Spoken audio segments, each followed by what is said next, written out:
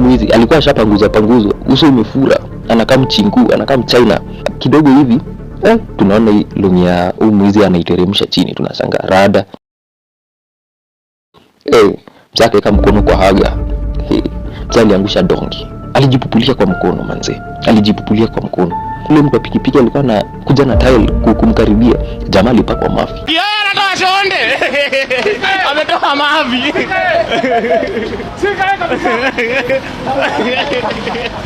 Anaanza kukunia. Na mafi ni moto. Hadi watu wakaanza kucheka. Sasa jamaa ameshikilia hiyo mafi. Ukikaribia unapakwa. Sisi wote tukaanza kusonga nyuma. Yeye akakuja direction yetu na hiyo mafi.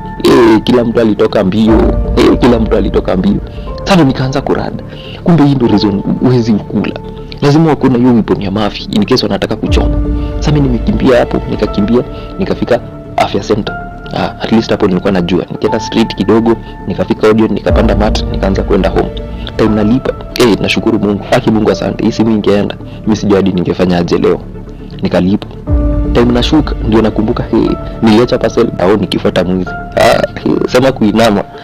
Nitainama 3 months. Uzuri niko na simu, nilikuwa online na kuinama than kukula naona bundles. Nikasema hapa nimejikubali roho safi. At least nitakuwa na watch World Cup na njaa. Ni mbaya.